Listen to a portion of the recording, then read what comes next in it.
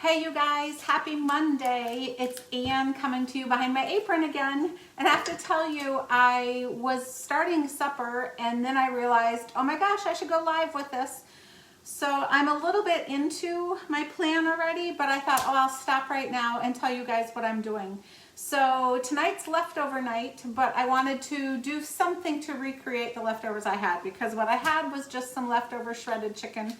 And I didn't want to eat just plain chicken, and I didn't want chicken salad or to make a soup tonight. So I decided to make a barbecue chicken stromboli. And so I thought I would pop on and show you how fast and easy this is. And you guys can recreate it at your house sometime too. So, and in fact, I'm gonna make a couple of these. So I'm gonna share one. But what I did, just for time, because I didn't have any of our pizza crust on hand, which I love, I just bought Pillsbury's thin tubes, and I just opened it up out of the tube, and I opened it the long way and put it on a piece of parchment paper. And then the recipe calls for 6 slices of provolone cheese all down the middle, but I had some Gouda I wanted to use up also, so I alternated.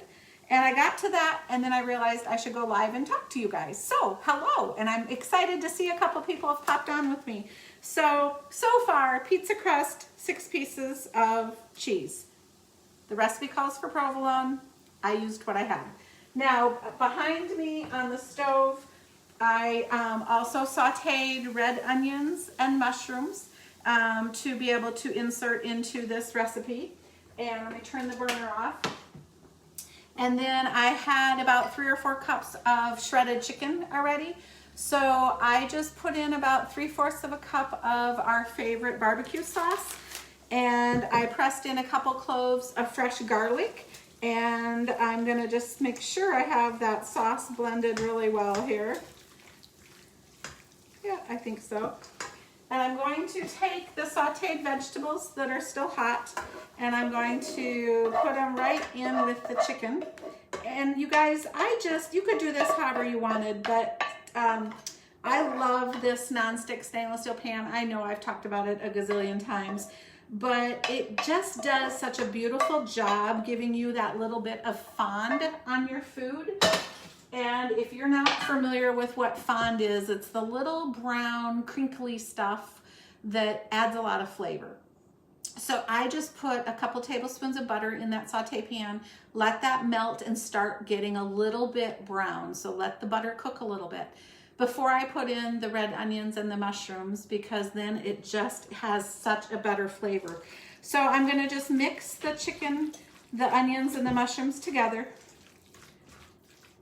Not complicated at all. And then I'm using one of the mix and scrapers. One season they came in colors, so that's why I have a colored one, but these are one of my favorites too. And you know, we've turned the calendar, we're in November now. So for any of you that do some holiday baking or candy making or anything like that, I would never do it without some of our white silicone scrapers, because they're heat safe since they're silicone and they're not going to melt or stain. So if you're a candy maker especially, you would love it. Now I'm just going to put some of the barbecue chicken on top of the cheese right down the middle. As you can see, I'm going down kind of the middle of my crust. And I'm just kind of estimating here. That looks like about half. I'll move it out of the road. And I laid the crust out on parchment paper, by the way. I don't know if you guys saw that or caught that. That's how I do these.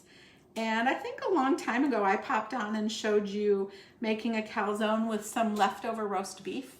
That's a really great way to use it as well. And then you have it down the middle.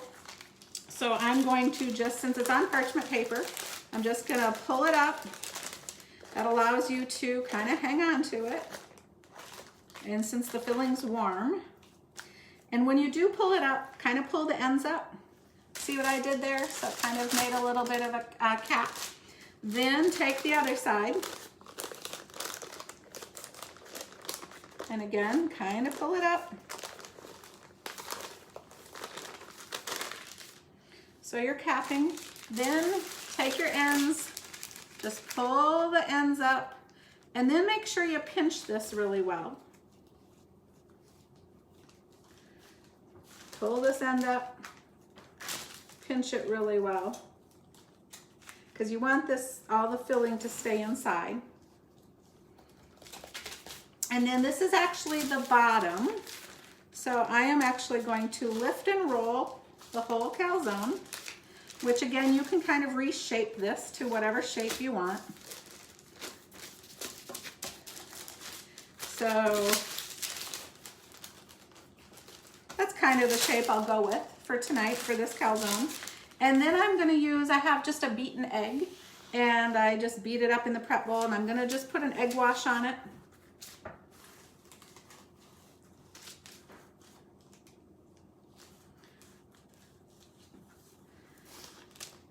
And then I'm going to, I just put a mixture in here of Italian seasoning and Parmesan cheese that I shredded.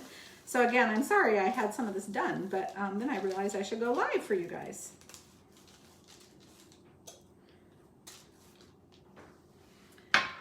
And I think you can see it.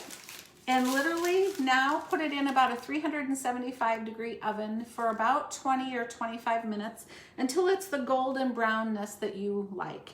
And if you're worried about it rising, or if you've overfilled it, like if you would have put double the filling in so it was a lot taller, you would maybe want to put a couple slits in it for it to vent. But I'm not going to do that tonight since I did a real long skinny calzone. And then once it comes out of the oven, just slice it on the diagonal. It makes it a lot easier to eat. And some people think that when you've made this, that you might want to serve it with some ranch dressing on the side, or a little more barbecue sauce on the side if you want to happen to dip the pieces of calzone. But you guys, I made the barbecue version. You could have easily made this to be a buffalo chicken calzone. And one other tip, I've had some people tell me that before they put the slices of cheese in the middle, they spread it with cream cheese. So that would be really easy to be able to do too. But it's gonna go 375, 20, 25 minutes. I'll check how golden brown it is. And then like always, I'll pop out and put the picture in the comments for you. And really, I just kind of looked up a couple barbecue chicken stromboli recipes and then made it a mixture of what I like. So just know that you need at least 2 cups of filling, and you need some vegetable filling with it, or a lot more cheese if you're not going to add onions and peppers and mushrooms and things like that. And then make sure you seal the calzone crust on the bottom so that it can bake. So hopefully quick leftover idea for you to revisit, and I'll post the results, but better than forgetting to pop on live, you guys. I know it's been a few days, so have a great rest of the week. See you soon.